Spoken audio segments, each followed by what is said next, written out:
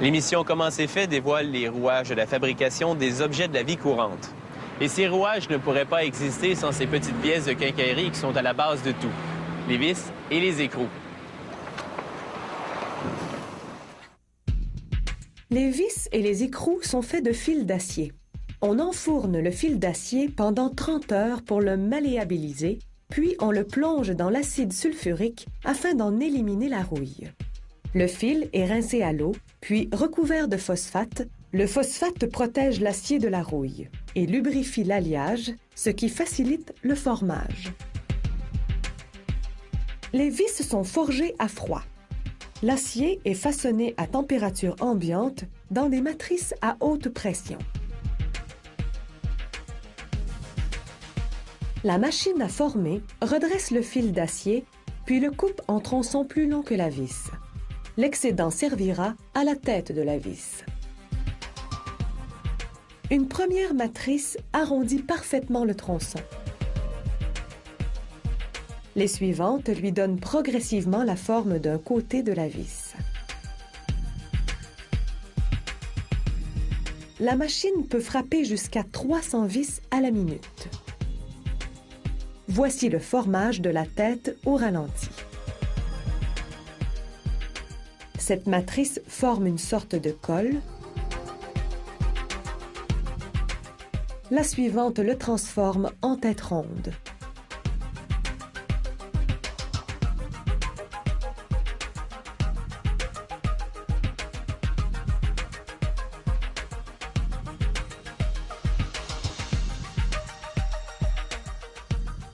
La dernière matrice en fait une tête hexagonale, la forme la plus commune.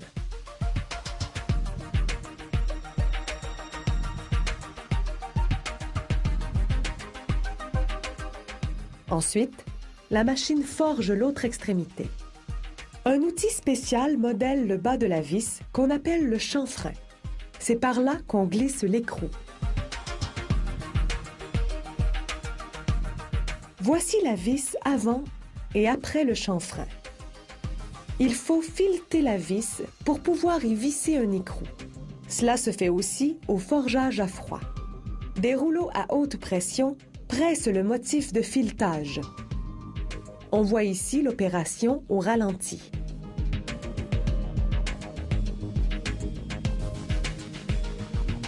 Voici la vitesse réelle, jusqu'à 300 vis à la minute.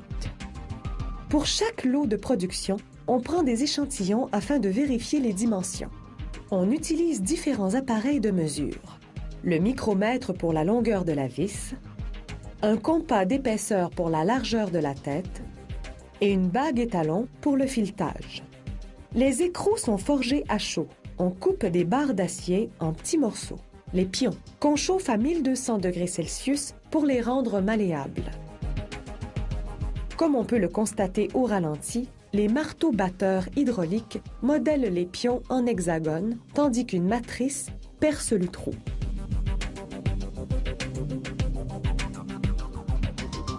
La taraudeuse creuse le filetage à l'intérieur du trou. Ce liquide noir est une huile lubrifiante.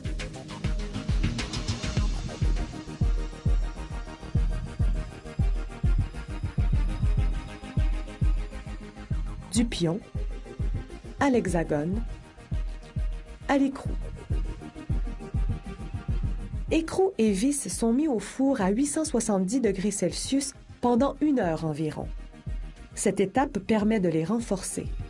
Un refroidissement rapide dans l'huile solidifie la structure interne de l'acier. Maintenant, l'acier est dur, mais cassant. On chauffe donc écrou et vis 1 heure supplémentaire. L'équipe du contrôle de la qualité mesure la force nécessaire pour les casser. Si la vis est suffisamment solide selon les normes, elle passe l'inspection tant que la cassure s'est produite au niveau du filetage, la partie la plus faible.